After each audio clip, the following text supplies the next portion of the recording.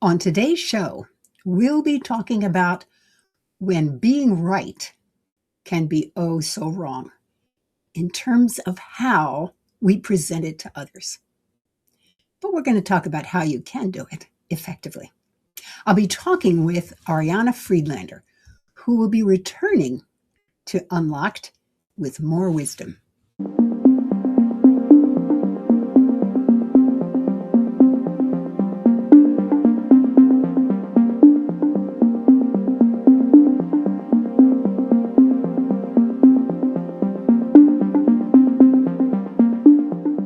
Thank you for joining me today.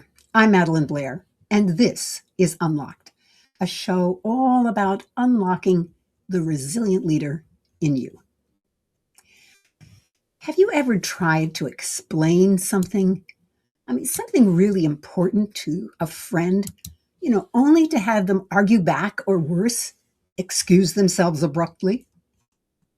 What happens when your desire to be right starts to erode the very relationships you need to succeed? In this episode, I'm joined by Ariana Friedlander, leadership expert and founder of Rosabella Consulting, to explore the tension between advocacy and connection.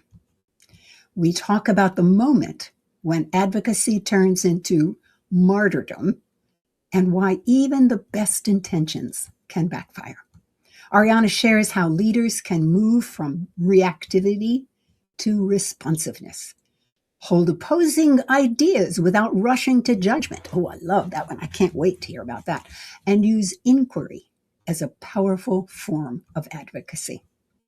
This conversation about leading with both clarity and courage while building the kind of trust that actually gets things done. Ariana Friedlander, welcome back to Unlocked. Thank you so much for having me. It's a pleasure to return. I also have to tell them that you are an award-winning entrepreneur, a leadership development expert, an author, a mother. She is a founder and principal of Rosabella Consulting, where she supports mission-driven leaders and organizations as they navigate change, conflict, and complexity. For over 20 years, Ariana, you cannot have been in business this long. I remember when you started. Rosabella Consulting is 15 years old this year. Wow. But as many people, their careers start before their businesses. Absolutely. Absolutely. And you help people communicate with more clarity and courage without sacrificing trust. I love that. Or psychological safety or their own well-being. So I want to say it again. You have helped people communicate with more clarity and courage, again, without sacrificing trust. Well, I hope people understand why I brought you on. Well, they're going to understand anyway as you begin to talk, because the amazing thing is that you actually are able to do all these things. Okay, well, welcome back. Thank you. All right, let's see. Where should we begin? You've been consulting for more than 20 years. We just talked about that. What I particularly like about your approach is that it focuses on maintaining relationships while achieving business goals. So talk about why you find relationship to be so important that you make it the focus of your work. Yeah, well, my late mentor, Judith Glazer, would say that everything to get to the next level of greatness, is the quote, depends on the quality of the culture, which depends on the quality of the relationships, which depends on the quality of conversations. And everything happens through conversations. Mm-hmm. And so relationships are a byproduct of the conversations we have. And they really determine the outcomes of our efforts. So I find in my work, I'm dealing with highly emotional situations. The stakes are high. There needs to be mutual trust with me and my clients in order to succeed. And so that has to be the foundation for my business. I really appreciate that real strong focus on why. You clearly know why. And of course, Judith Glazer was an amazing Amazing point of light is what I call her. Well, in business, part of our job is to convince others to do something. Yeah. That's something, maybe a task or a goal that has to be imposed, or it may be something that you've created and you want others to join you. Let's face it, there are times when you just want to convince someone else that you're right and they're wrong. Let's begin with that last point. You have the greatest of intentions to solve something, and you get really invested in it. I think you call it the advocacy turns into martyrdom. I love that phrase. Talk about that. Yeah, I've seen this with so many well-meaning leaders, especially because I work with mission-driven leaders. So they're committed to creating a positive impact in the world, advancing their purpose collectively and individually. And that's a really honorable thing to focus on. And I think that it's so easy for us to want to get other people to see things our way and to get onto our causes. And that can become problematic. Let me clarify for me. Do you work principally with nonprofits, or does this include for-profit organizations? Yeah, I work with social enterprises, so that would be for-profit organizations. I work with higher ed. I work with the nonprofit sector, with libraries, and with government. Okay. And So so across those industries, yeah, the whole gamut. the whole gamut, yeah. Give me an example if you can. Obviously not without, obviously with not identifying who the people are or the organization.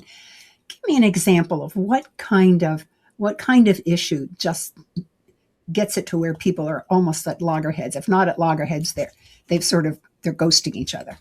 Yeah. So let's look in education, for example. There's so many different learning styles. We're understanding more and more about neurodiversity and what it means to create inclusive, safe spaces for students to learn. Talk about And talk about what neurodiversity is so people understand. yeah, so neurodiversity is when someone's brain has a different way of seeing the world than maybe the typical person, which even a neurotypical brain is not exactly something we can map easily. But learning disabilities would be considered neurodiverse. ADHD, autism would be considered neurodiverse. So you can see people that might have a brain that doesn't operate in the most typical fashion and might have unique needs as a student. And so that's an example where I have seen this strong desire to advocate for the students' needs turn into martyrdom. And it's kind of the intent is to foster safety and inclusion for students. And then the outcome ends up being that they alienate their peers in that process. Now, is that because they become um, almost angry, or is it a matter of being just so excited that they don't listen to the other person, or they don't explain themselves well? What is it? I think it's a little bit of everything that you just said. And I think that some of it is we're addicted to being right in our society. Mm. And we're comfortable othering the enemy, right? Or the person that we view as being wrong. Mm-hmm. What I see happening is that people get so entrenched in their position and their viewpoint, they forget that they're talking to fellow humans. And so it becomes about being right, getting them to see their perspective.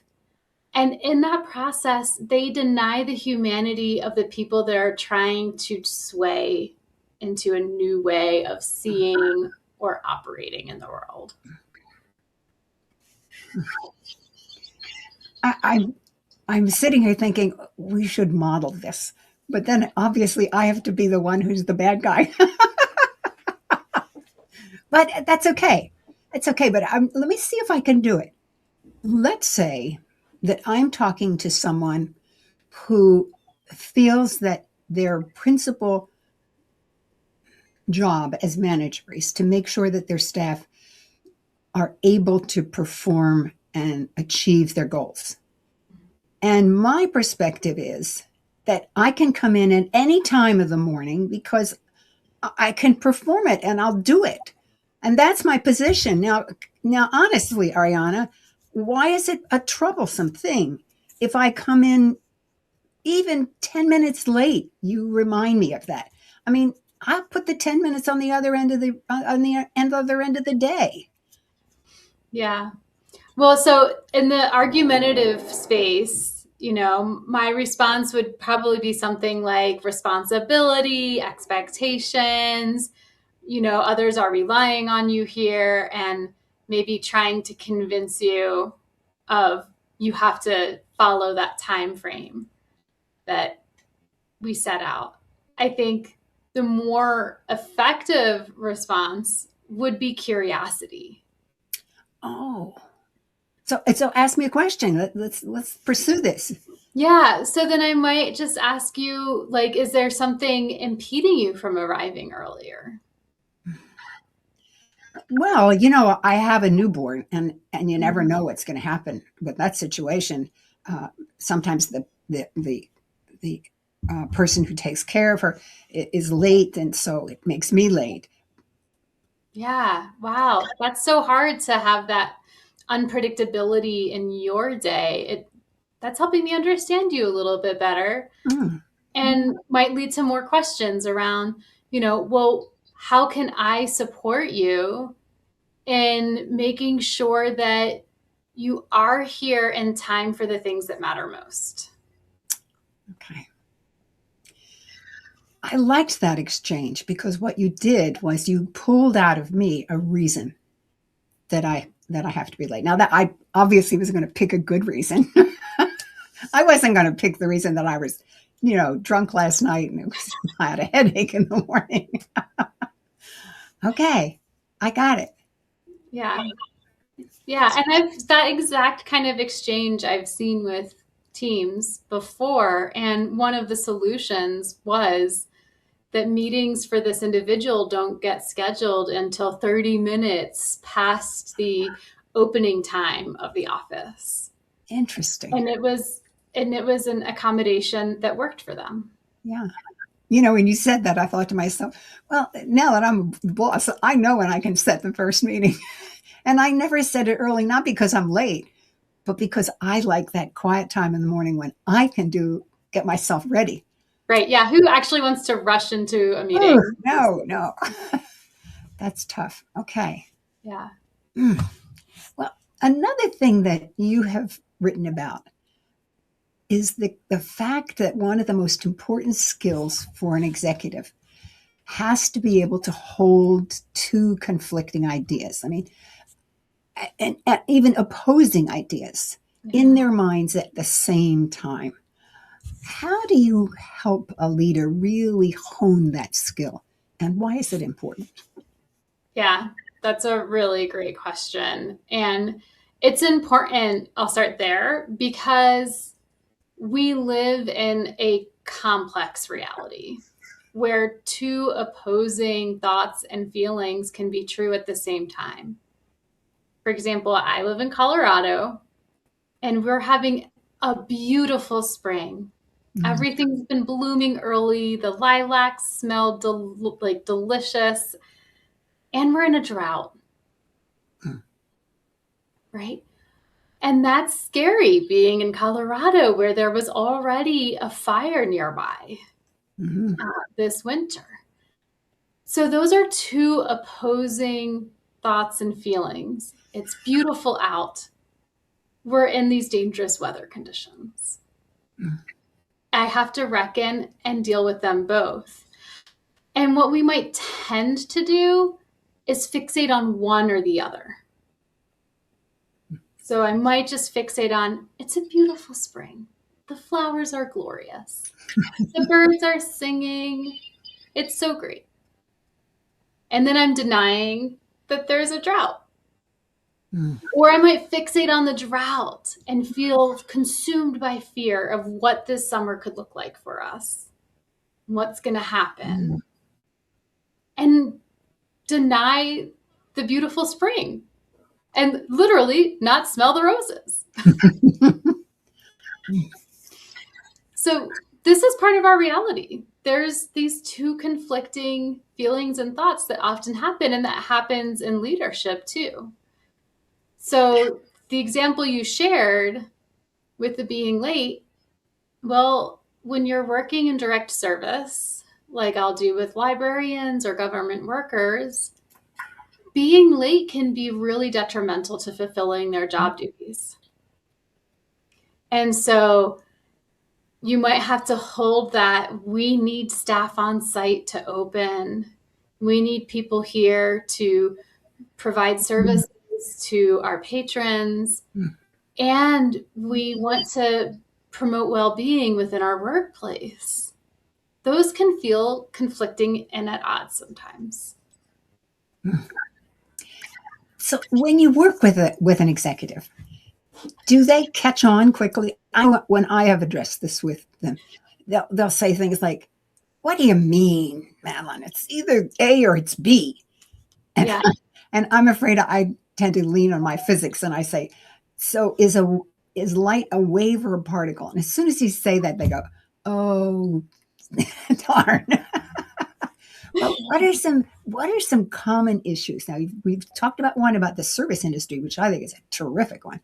What are some other issues that commonly come up? Because these are tense times. Companies are shrinking because they have to, and yet they have staff they feel loyal to. Talk about that.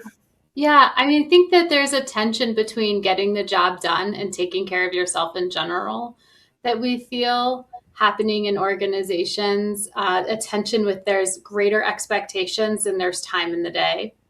You know, what I'm seeing so far isn't a reduction in duties because of AI.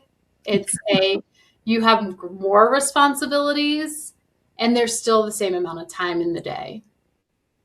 So that's another real tension that we're facing right now. There's a lot, and I'm sure listeners can probably think of something within their organization that they are seeing as a tension. I see budget cuts happening and performance metrics remaining the same. Yeah. Those are difficult. Yeah. Yeah. So in terms of, go ahead. I was going to say in the government, they called that unfunded mandates. Yeah. Right. Yeah, for sure. So in terms of helping leaders see, I find that it's best if I listen compassionately. So I learned early on in my business that when I listened to a leader and might be like, come on, you're really not seeing this fully. There's so many facets that you're missing. Yeah. Like if I had tried to point it out to them, they would get defensive. They would armor up. So instead, I listen compassionately. I really try to connect with them. I try to understand their reality. I show that I'm understanding. And then I pose a question. So I'll just encourage that, hey, you feel seen, you feel heard. That means you feel safe. You're more open. And then I can ask a question. Well, what else do you think might be going on here? What's another possible explanation? How do you think so-and-so would explain that? I really like that line of questioning because it forces them to step outside of their perspective, even though they may not have ever thought about it from those other perspectives. And they may feel very uncomfortable. In fact, they may look at, and it's just a blank slate in their minds. But you force them to even consider that there's another possibility. Yeah, I like that. You also use the word advocacy. How do you see that? I mean, to me, advocacy is a little bit more than an opinion. So why don't you expand on that? Yeah, that's a really good point. I agree, advocacy is more than an opinion. And I think that advocacy is really a desire to influence positive change that may or may not be relevant to you personally. In terms of, if we go back to that example in education, maybe you are a neurodiverse person that wants to see these conditions for other students, but it doesn't actually affect you because you're a teacher. You're not a student. Mm-hmm. And so, like, you're really advocating for their needs. And you might have personal experience that impacts your desire to influence this change. Mm-hmm. Mm-hmm. But you're not doing it for your own, at least that's the story, right? And this is where things can get messy, because the story that can lead to the martyrdom is, I'm doing this for the students. Well, I can tell you, as a former teacher, Yeah. you do. Yeah. Yeah. Because the students are your raison d'etre. If you're not teaching for that reason, you should find another vocation. Oh, well. Okay. I digress. It's okay. Obviously, it struck a nerve. Mm-hmm. Mm-hmm. Very much so. But I'm beginning to understand what you're saying. This advocacy means you really have to think it through. If you're going to try to convey something that's not personal to you, you have to think it through as to what it potentially means to others that you may not even have a clue what's really going on in their minds. Yeah, and I think that that's one of the challenges, is that we can't actually think it through that well. And so we need to listen through. We need to invite those perspectives into the conversation to understand. In the teaching world, if we go back there as an example again, because it is relevant across all industries, there's rich history and traditions. So you have professionals that have been doing this work for 15, 20, 30 years. And then you're suddenly telling them the way you've been doing it this whole time is wrong, wrong, wrong, wrong, wrong. That's hard to hear. Yeah. Especially when delivered in that way of, I'm right and you're wrong.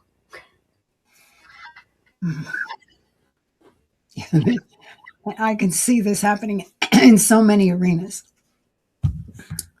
So many arenas. One that in particular that comes to mind is a performance evaluation. Mm-hmm. I mean, a manager, part of your job is to assess how people do, because unless you give feedback to them, you may not meet your goals. And your job is to also achieve those goals. I wonder if you could just expand on that. How have you seen people effectively give, and I won't even say bad news, because when you're told that you have a weakness, that's really not bad. It's just something that needs just attention. Right. A hard truth. There you go. There you go. Yeah. So I actually have a feedback framework. Do you? Oh, I do. Yes. And it's care. It's about giving feedback with care. And so the first letter, C, is connection first. Shocking, I know.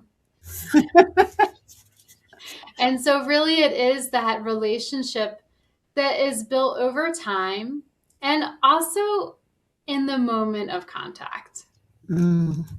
So starting there, making sure that you're building that rapport, that trust, showing that you genuinely care about them. And then the second part, A, is activate curiosity. Oh, I love that. And what's interesting, I've heard from people that have applied the framework, is that those two pieces can sometimes lead, not always, but can sometimes lead to the person bringing up the very problem that you wanted to discuss with them. Because oftentimes people are more aware of some rub in their performance than we might think they are. Yeah. That hasn't always happened, but I agree. There are times. There Yeah. are times when someone really has figured it out.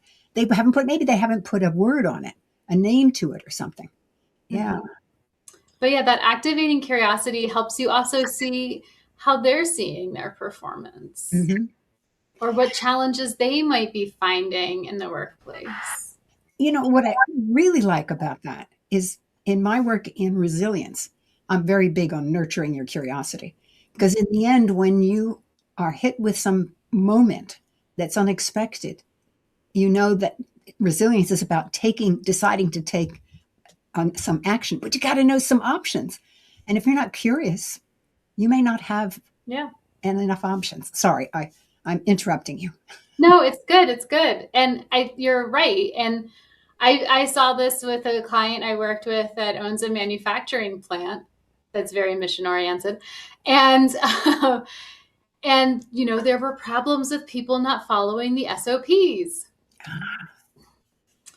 And it was something that for a while before we started working together was this feedback conversation, kind of like you need to follow the SOPs and people Now, going, yeah, yeah.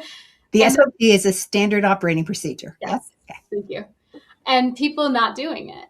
And so when she brought me in, I supported a conversation with the team around what gets in the way of following the SOPs. What would enable you to follow the SOPs? Why do we? And it was just this very organic dialogue that created an awareness of barriers that people experienced. Mm. And the solution was overly simple. Like it was a, laminated version of the SOPs hanging up on the drums in the back that got filled out daily and then cleaned before the next day. It wasn't an overly complicated solution, but it was a solution that everyone had a sense of ownership in because we had this organic conversation. We activated curiosity. They became part of solving the problem. Mm. I, I love this, but we're going to come back to it. But what's the R in care? The R is relevant and specific. So, similar to other feedback frameworks, you really have to make sure that you're giving feedback that's relevant to the job and nothing that's too, well, your energy is a little lackluster. That's Yeah, right. right. And so, really challenging you to be as specific as possible. And that one in particular, I find tracks back to what expectations are you setting at the forefront? Yeah. I think so often feedback conversations go off the rails or are difficult because there weren't clear shared expectations set up front. Mm-hmm. Tell me about it. Mm. Yeah. When you do, as you know, when you're working with clients, you try very hard as the service provider. You are trying very hard to get clarity, Yeah. and oftentimes they will see what I said or you said maybe, and they go, "That's it. That's it. Yes." And you write it down dutifully, and you hope that in fact that was exactly the real, because it's the beginning of a contract. You have to make a guess. Mhm. One of my favorite questions was, when I'm finished and it's successful, what do we see? Yeah. Yeah. Same. Same. Had a similar question. Yeah. Okay. Yeah. And getting back to the relevant and specific piece too, I find that this is an area where sometimes as a leader, I've had to go back to connection to repair if I didn't set clear expectations at the beginning. Uh, So, there are times when I might delegate a task and the task doesn't get done the way I expected. And I could get really mad at the person, and maybe for a hot second I do. Then I question, what didn't I do that led to this disconnect between my expectations and what occurred? Yeah. And so in those instances, I have to apologize for not establishing clear expectations at the beginning. And what I found is, as a leader, when I do that, that means that the people I'm managing apologize to me when I've set a clear expectation and they didn't meet it. Ah, great. So is expectation what E stands for at the end of care?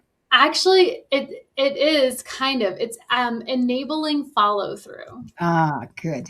So this is one of the disconnects that I've observed over the years in feedback conversations, is that you have the conversation, maybe you think it all went well and everyone's in agreement, and you go your separate ways, and then you find things aren't changing the way you expected. And so part of enabling follow through is making mutual commitments to each other. I often find that the person we're delivering feedback to may need something from us. Yeah. So what are we committed to doing to support them in succeeding in this change? And what are we asking of them to do? And how are we going to stay in conversation? What's that going to look like? When are we going to talk about it again? When are we going to catch up or check in? Mm-hmm. All of those pieces are part of success in that. I want to go back to your manufacturing plant where it was the laminated SOP that made the difference. Yeah. I was struck struck by the fact that you said it was accepted because everyone had a voice in discovering that this was the issue. That really made sense to me and resonated a great deal to what I've experienced as well. Yeah. Yeah. And it goes back to that advocacy piece, right, that we started with, that is the difference between getting people on board and creating a giant chasm between you and what you're trying to accomplish. Is the space for them to be a part of the solution, the curiosity that they might have a valuable perspective, that they not just might, that they do have a valuable perspective. Yeah. I find often one of the hardest things for clients to acknowledge is when I say to them, all the answers are already here. We're just going to find them, because they really, and I don't mean this in a pejorative way, they don't believe that they have the capacity. That's why they bring in an expert. Well, it was good that they did that. And the expert just helps them find those things. Yeah. Oh, love it. So true. And I don't know what you find in your work, but for me, I think part of it is there's just a lot of chatter in our brains, in our conversations, right? And so the answer is there, but the chatter keeps it hidden. Yes. And yes, it always reminds me of how I am told to, now, Madeline, you just need to meditate. That's the hardest thing for me to do. Because my mind is busy all the time. Well, I want to shift gears just a little bit because I want to come back to this word advocacy. Because it struck me that the expansion of advocacy over opinion, you've talked about that. In society, we often have differences of opinion. Yet to achieve some kind of solution, it means there has to be some level of agreement. Have you ever applied your approach in a community setting as well as in business? Well, I live in co-housing. Okay. And so, yeah. What is co-housing?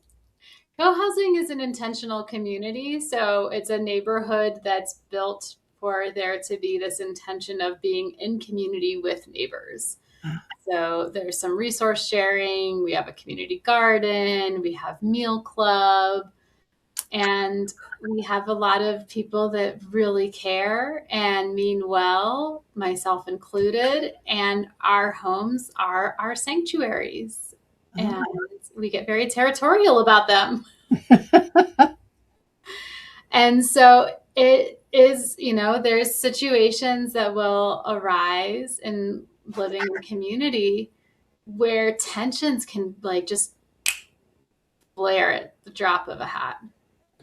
And I find in those moments that it takes intention on my part to not get caught up in the emotional contagion of the moment. Mm. So there's something that's firing people up, and I can either add fuel to the fire, or I can acknowledge, wow, this is emotional. This is really upsetting. This is stressful. And encourage that. What if the story you're telling yourself isn't the complete picture here? And it's easier to do with others than it is for myself. I was thinking to myself, oh my goodness, it's hard. It is. Because your emotions, you talk about what's called the executive function, this busy bee up here, hijacking your creativity. I mean, your emotions hijack your thinking too. Yeah, and our sense of safety in our homes when that feels under threat. Oh, yeah. Oh boy, it's really easy to other people, make them the enemy, and it's really so counterproductive. And unlike a job, you can't just be like, well, I'll just get a new job, no problem. It's a lot of work to move. I was thinking the same thing. I was thinking about your care thing. The first thing is connection. So one of the things you're doing in this setting is that's top priority, is to maintain those connections. Mm-hmm. Am I right? Yes. Yeah. I always make sure that we have a human moment whenever I'm facilitating meetings. We start with a human moment together before we're just into the business. Yeah. So many people think that's a waste of time. What's your experience when people skip over that piece? Man, my experience is it can result in a lot of wasted time. I've seen this with clients I've worked with too. I was brought in to facilitate a conversation between a nonprofit and a funding partner that had a falling out. They couldn't have a conversation on the phone without yelling at each other and hanging up. This had been going on for months. Talk about a lot of wasted time and energy and effort and stress and sleepless nights, all those things. And, the work that we did started around creating connection, priming for trust, shifting out of this positional, argumentative, I'm right, you're wrong stance to see each other as fellow people that are running organizations. And fast forward, that was about 8 years ago, I think, 8 or 9 years ago. Their relationship, their partnership is like the gold standard for both of the organizations. So it went from not sure we can trust each other, not sure we'll ever want to work with each other again, we just need to get through this contract, to they have an incredibly strong working relationship. And it's because they took that time to invest in connection. So yes, upfront time, but kind of you want people that are flying the plane to do the safety checks before you put the plane in the air. Yeah. You don't want that to happen after you lift off to realize, whoops, there's something wrong with the landing gear.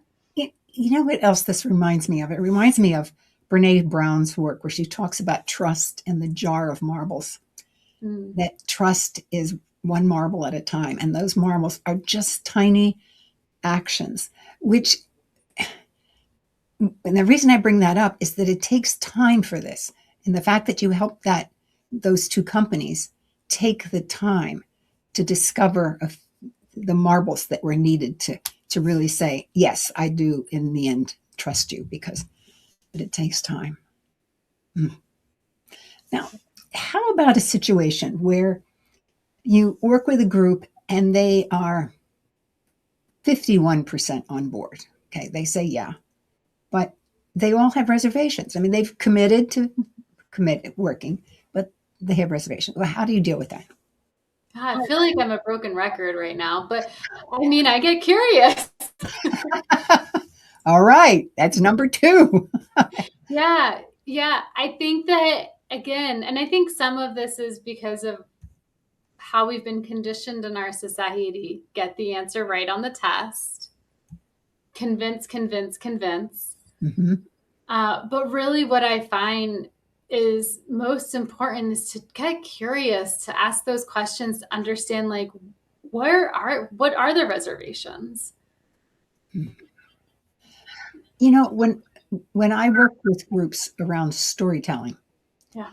um, one of the things that one of the early learnings, I'll say, is that they discover they can't tell a story without the context of the story. Mm. And what you're talking about, this being acting with curiosity, really says, okay, what's the context of this situation? Let's not worry about the situation. Let's see what is all around it.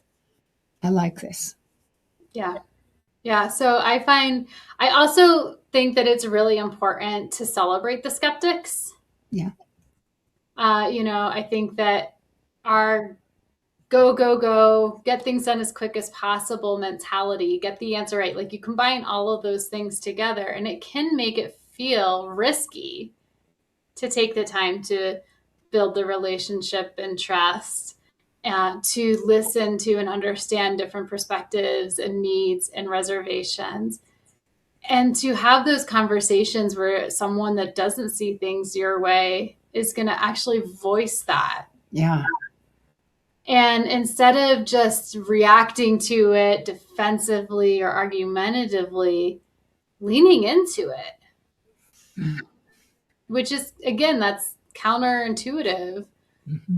But I do like to celebrate when people raise a skeptical, questioning perspective. Yeah. I think that makes it safe to do so. Yeah. So often I've heard, now, I don't want to be a devil's advocate, but which is a way of saying, I'm going to say something nasty. Please allow me this little grace here to say it. Yeah. There's got to be a few other ways that people do it, and I'm sure they do. I have another question for you. Let's say I'm a first-time entrepreneur. And I mean, I've heard about care. All right. But what would you suggest they begin to work on right now? Oh, that's a big question. Mm-hmm. I mean, I've coached entrepreneurs over the years and led workshops for entrepreneurs. And I think the biggest thing that I find is important to work on, and I have struggled myself with, is that usually you have a vision. Yeah. It really inspires you. It's what made you feel confident and comfortable to take the leap. And you have to actually let your customers co-create that vision with you. At some point, you have to step back and Mm. get curious about what are your customers actually willing to pay you for? Yeah. Wow. I don't think I've ever heard that answer before. I like that a lot because you're supposed to do your market research ahead of time to see that there is a market out there. And maybe you did do a lot of research, but markets change and markets are very complex. Yeah. So to bring immediately, wow, I love it. Good. Thanks. You're welcome. Okay. What question were you waiting that I was going to ask you and I didn't ask you? Well, I thought we were going to talk about advocacy through inquiry, but I think we kind of did talk about that because I just kept mentioning it. Well, why don't you expound on it a bit so that people really understand that specifically? Because Well, there's a second part to the question too, which I think is relating to the neuroscience. Mhm. So kind of the why around it all. And so I'll expand on both of those pieces, which is to recognize that as humans, we are hardwired for connection and belonging. Mm. When we feel that, we feel connected, we feel like we belong, we feel safe, and we're able to perform better. And when we don't feel that, we feel unsafe. And that makes our lizard brain or primitive brain take over, run the show. We aren't very good rational thinkers or problem solvers or decision makers or communicators. Mhm.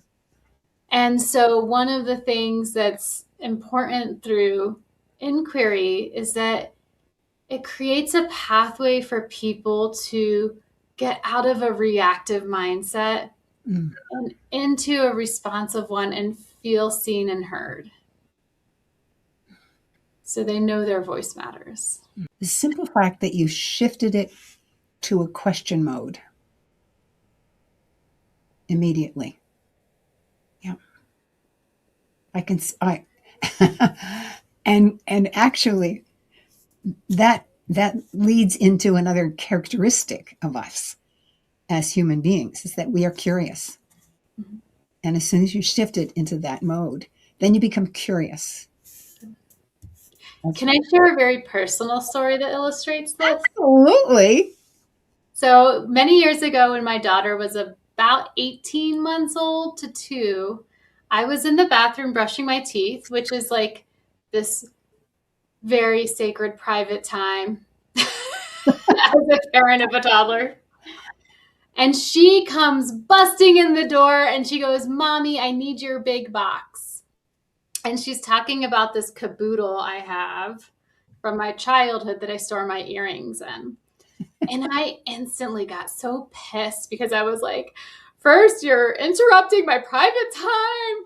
And now you're asking for my big box. And I was like, no, you can't have my rah rah. And I just started to bark at her. And I saw her face start to crumple. And I thought, Ariana, you know better. And so I got down on one knee and I put my hand on her back. And I said, "What do you mean, sweetie? You need my big box?" And she took a deep breath and she goes, "I need it so I can play family." Up until that point, she'd been playing family with spoons. The baby spoon, the medium-sized spoon was the mama spoon, and the big spoon or ladle was the papa. And once I knew what she meant, I could solve the problem. I said, "I have the perfect box for you, and it's sparkly." And I grabbed this empty jewelry box that was silver from my drawer, and I gave it to her, and she was happy. Yeah. And it See? was all because I stopped arguing, telling her she was wrong and she didn't need it. I just got curious and I asked her what she meant. Yeah. Marvelous. It's a wonderful story. Thank you. Ariana, I have so enjoyed this conversation. How can people get in touch with you? Well, you can always go to my website, rosabellaconsulting.com. I also publish a newsletter called Challenge Accepted. So it's leadership tips to stay kind, clear, and courageous when tested. Well, Ariana Friedlander, this has been so wonderful. Thank you so much for your time. Thank you, Madelyn. I've enjoyed my time with you too. Every now and then, there is something that changes how I think about the world. Grounds for Thought is a place where I talk about these moments so that you can explore the meaning for yourself. I've always been a problem solver. I mean, searching for solution is like solving a puzzle. I mean, it's so much It's so much fun when you find that last piece and you put it in the puzzle and the beautiful image comes bursting out. In my enthusiasm of solving problems, did I ruffle feathers? Yeah, absolutely. But then I discovered a book called Appreciative Management and Leadership.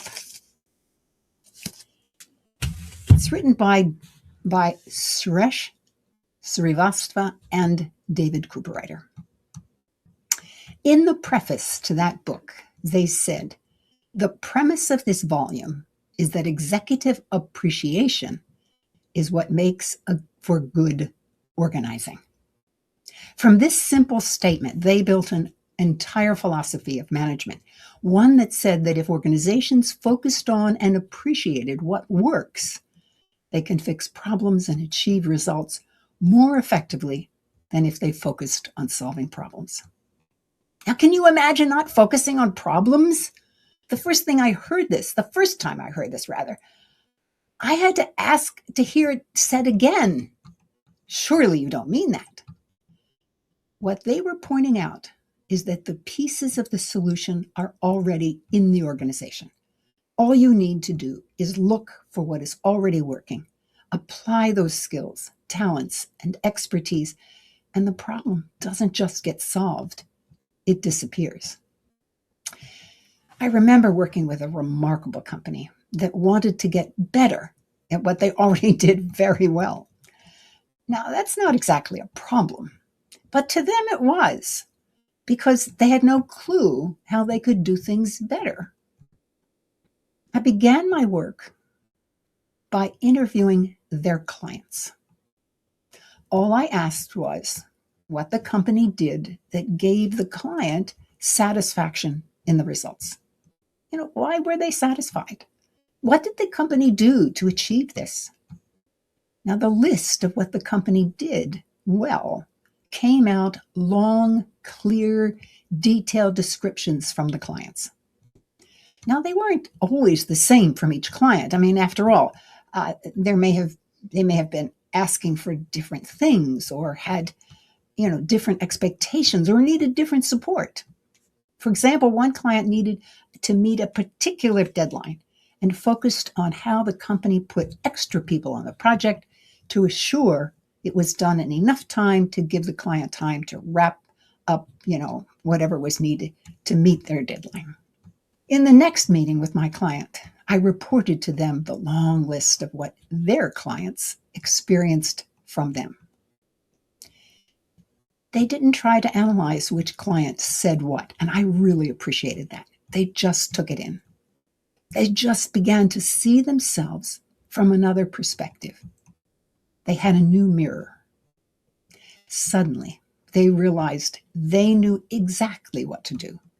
Just keep doing what the clients had already seen them in their performance.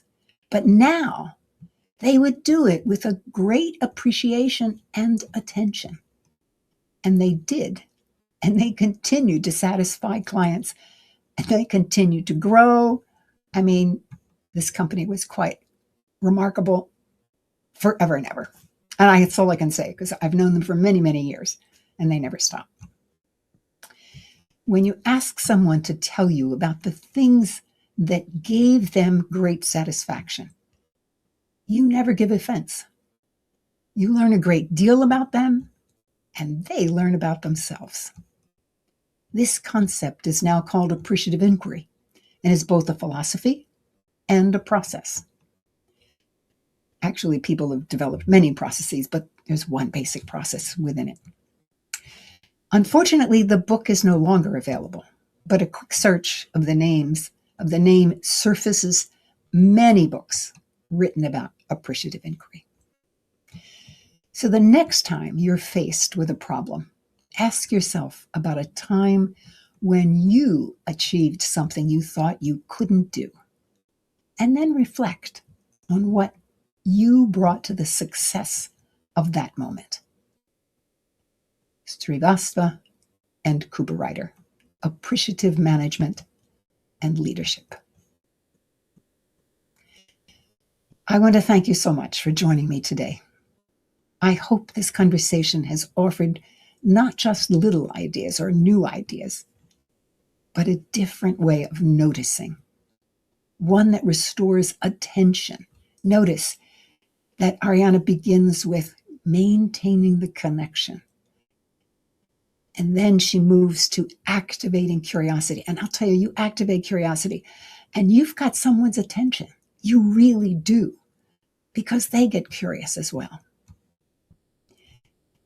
And in the midst of all of this is the capacity to learn. I'm Madelyn Blair, wishing you infinite possibilities as you unlock your resilient leader.